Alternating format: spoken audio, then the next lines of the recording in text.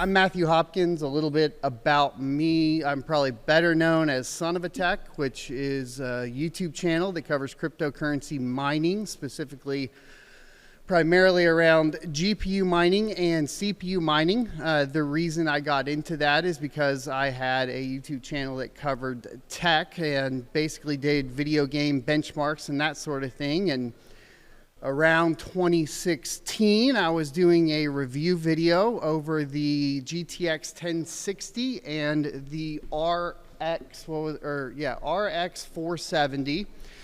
And the RX 470 was $400 when I went to look up pricing. So obviously I went ahead and decided to take a look and see essentially what was going on there. And I found Ethereum mining, and Ethereum, obviously the second most profitable crypto at the time to Bitcoin, and obviously still one of the largest cryptocurrencies out. So today I'm going to be talking, was going to actually say speculative mining, but to sell the speech, I suppose Scott decided to say how to be profitable in GPU mining. And the short answer to that is you can't be right now, right? That's pretty much, if you go look at traditional mining calculators, that sort of thing, you're going to see that pretty much at any power cost, it's the margins between your revenue for GPU mining and the amount it costs to actually mint any cryptos that are available to GPU mining is dead. But you have to understand the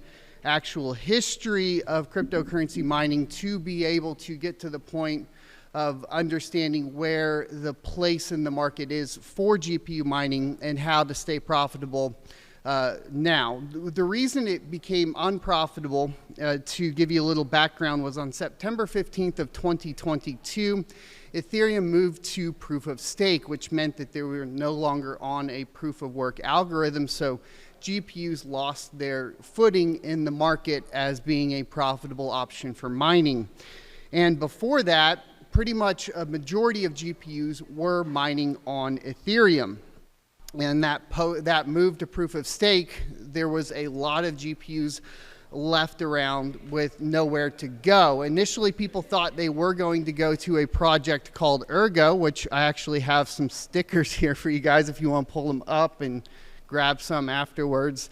But the problem was with Ergo is that they had a very long time to adjust difficulty. And so if you understand blockchain technology, whenever new miners come onto the network, you have an adjustment to the difficulty to mine a block. And this happens obviously on Bitcoin. As more ASICs come onto the network, as more efficient machines come onto the network, the difficulty goes up. In the case of ASICs, this isn't necessarily a problem because the idea is that you will always have the difficulty going up. I believe Bitcoin's every week or so, the difficulty adjusts.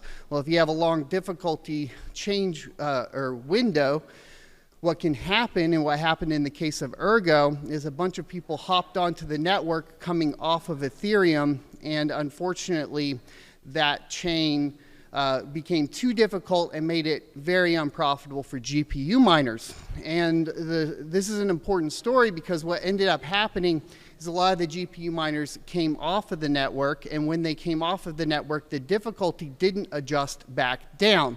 Well, for the difficulty to adjust, I say like the difficulty adjustment on Bitcoin's about a week, but it's actually based on the amount of blocks. And so to be able to adjust the difficulty, you basically have to continue solving blocks. Well, if the difficulty remains high and the amount of hash power is low, you can't solve blocks to move the chain forward, and you end up in a position where the chain halts.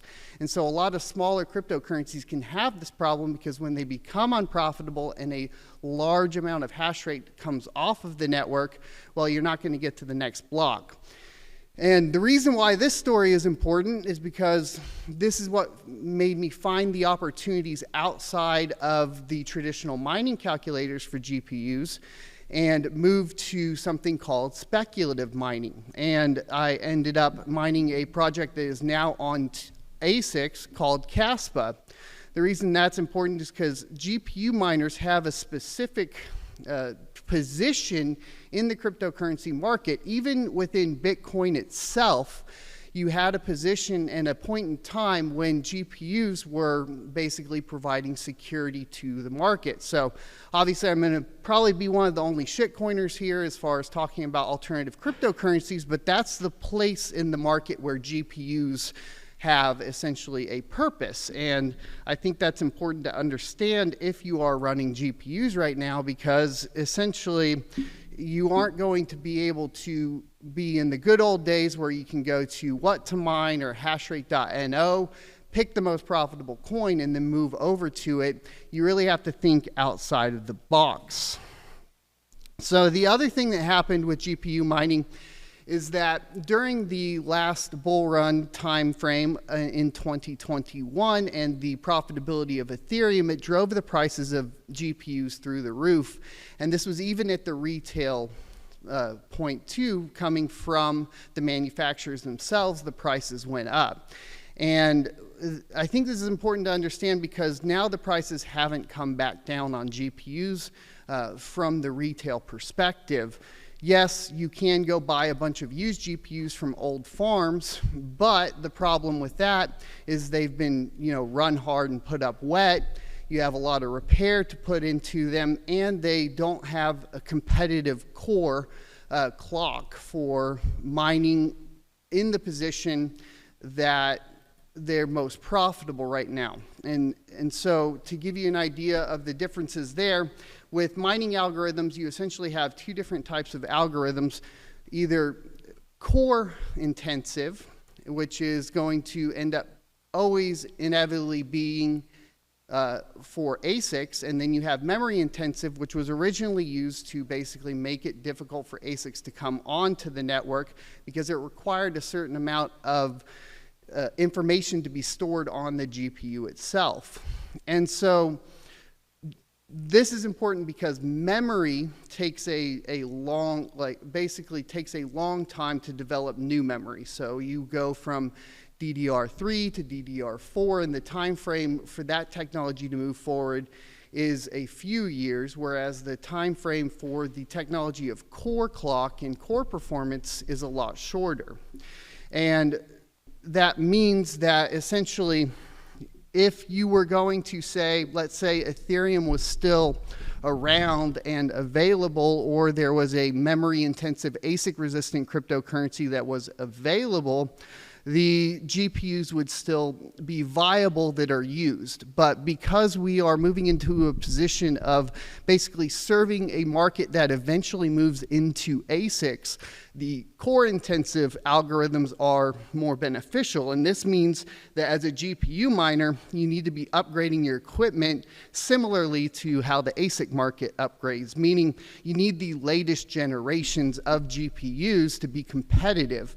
An RTX 4090, while it shares the same GDDR6X memory as a 3090, performs much better on core-intensive algorithms. And so when you are looking at this, it's changed the competitiveness of the market. Whereas when Ethereum was profitable in 2016 and 2021, you could utilize older generation GPUs because the memory was still within the same generation. And the point to this is that essentially the competitiveness of the market means that you need to be upgrading your graphics card equipment pretty regularly, as opposed to where in the past you could pick up the used older equipment. So what happened to the large GPU mining farms? If we look at like Hive, blockchain, etc., their strategy was to move to AI. And this was a transition that happened within the GPU mining market where everybody decided to move into AI and away from mining cryptocurrency. The problem there is that the infrastructure is completely shifted and completely different. So in an AI environment, you require massive redundancy. So for every GPU you have, you need to have a backup GPU that you can move that workload over to in the case that the other GPU fails. The other thing here is that you require basically more bandwidth between the CPU and the GPU, requiring more expensive equipment on the server side of things, And then we get to redundancy of the network itself, where you are going to need basically multiple internet services with backbones that are fast. I think Coastal was talking about redundancy on internet yesterday for mining farms, which is needed, but they can get away with a lot less bandwidth. Somewhere around, a 5G network on a hotspot will suffice. But when you move into AI, you're going to need to be spending a lot more money for connectivity and a lot more bandwidth, which is going to increase your costs. And the thing is what we've found in a lot of these AI services that are coming out, like Vast AI, Chlor AI. In an interview with Power Meta, they revealed to me that still 80% of the workload on the GPUs is cryptocurrency mining. And this is where the realization comes in because, well, if they're mining crypto, it must still be profitable. So what is profitable? And how are they generating this revenue if only 20% of the workload at any given time is training AI models? Where is that coming from? And what you end up finding is that you find that they are mining cryptocurrencies that are not listed on markets, that are not available to the public, and that have been newly launched. And this is the place where GPU mining becomes kind of profitable and finds its place in the market. And it services early blockchains and maintains security early on in these blockchains, and there are obviously financial rewards for this in the future. The problem is it's very difficult to find these projects. A lot of people will go to something like Bitcoin Talk and check the announcements threads for the altcoins, try to find what these projects are, but by the time it's hit even a forum like Bitcoin Talk, there's a ton of hash rate on the network and your competition has increased. So one of the strategies I've implemented in my own mining farms for GPUs is I've set up different services such as Vast AI and Chlor AI, and I call them honeypots, but we're not talking about honeypots like hackers use to steal information or to basically hack another hacker, which is pretty much what honeypots have turned into at this point. This honeypot is fully legal and above board. All it is trying to find what people are mining, because in the case of something like Vast AI, if you are providing a machine to Vast AI, what you can find is essentially what their command line is. And if you go look at that command line, you can figure out what GitHub they're pulling from, and then you can find projects extremely early. And these projects are what people are renting.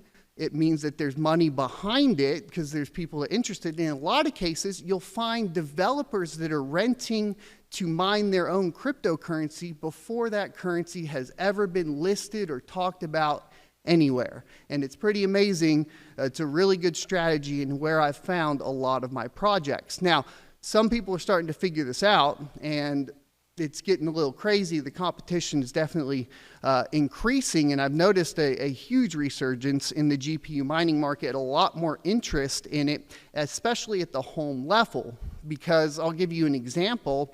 In the case of the project Caspa back in 2021, when it started in October, I started mining it pretty heavily in April of 2022.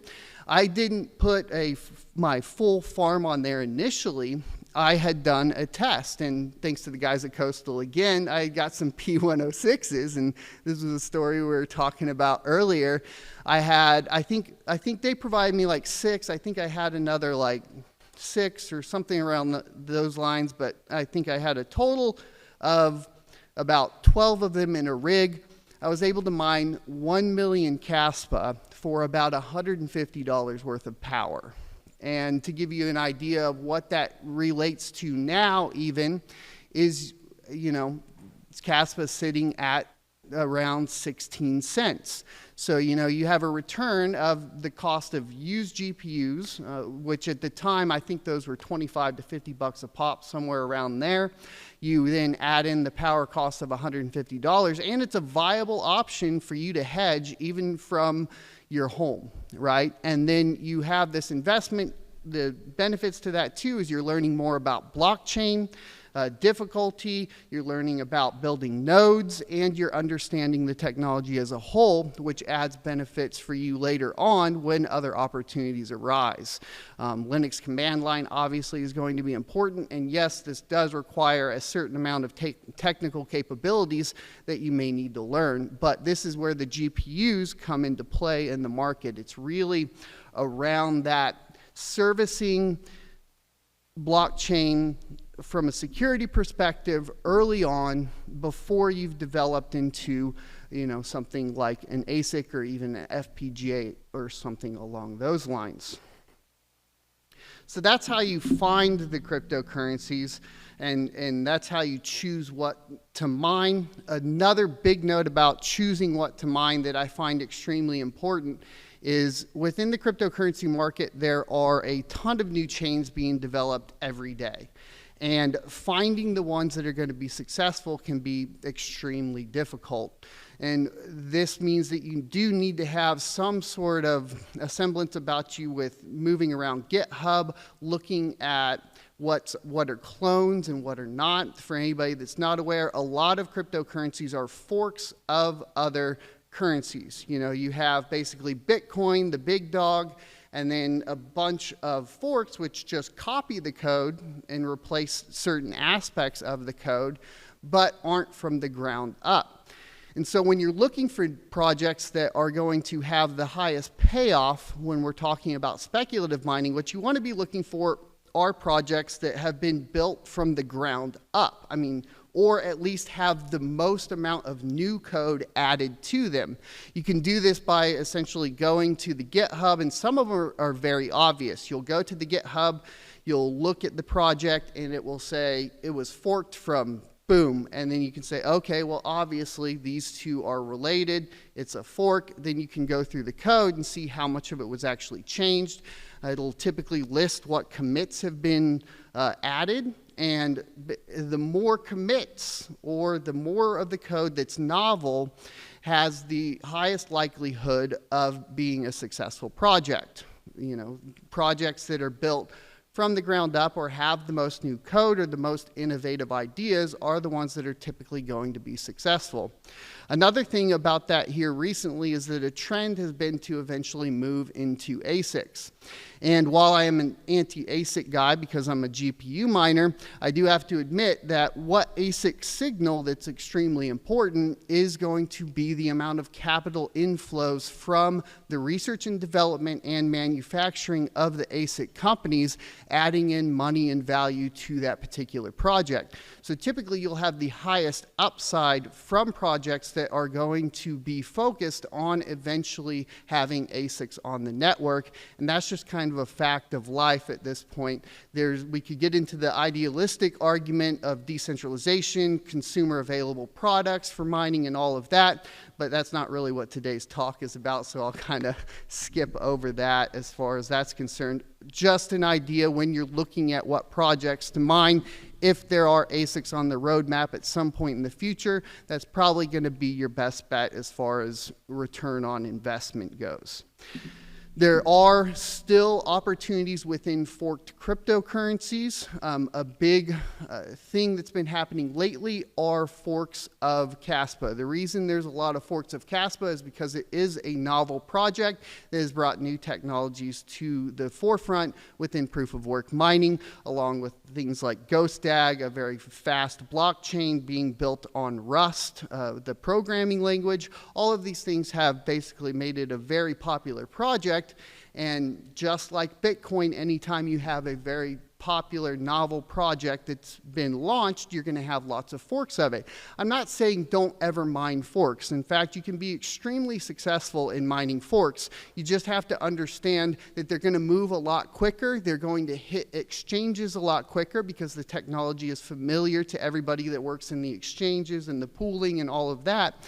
So you have a very brief window to make that profitable. One of the strategies that's really important with forks is making sure that you have all of the liquidity added to the exchange before the listing happens.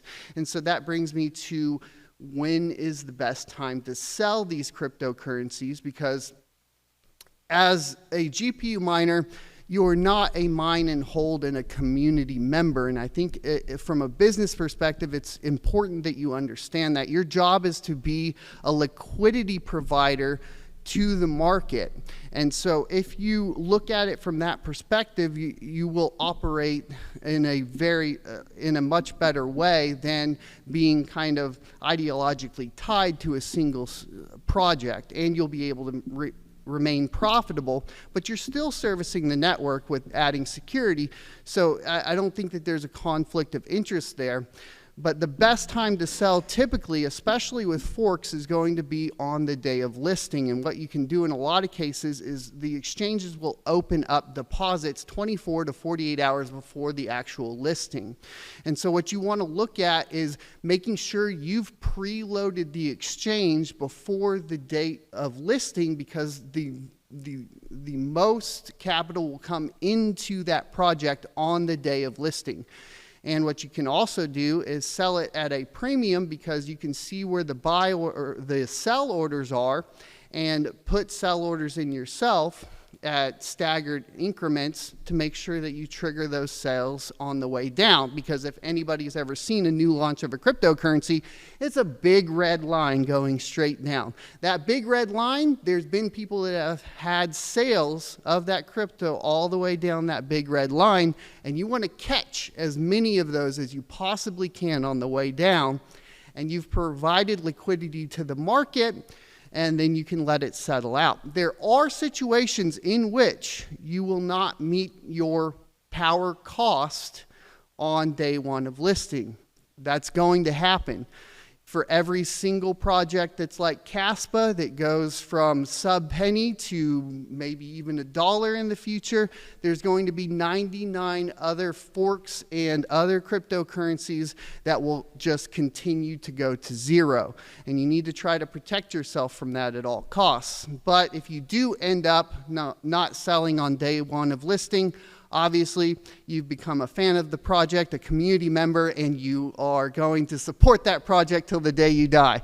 And that's kind of where that ends. But that's my talk today. I'm a really big proponent of GPU mining. I think that we still serve, we still provide a service to the cryptocurrency market, and I think it's really important. And there's a lot of other things that are happening within GPUs, such as AMD obviously not doing top-end GPUs, which is going to kind of, I think, hurt that market in general. But there is still a future in it, and I think it's really important that you understand where your place in the market is as a GPU miner. That's all I got. Hopefully it was helpful.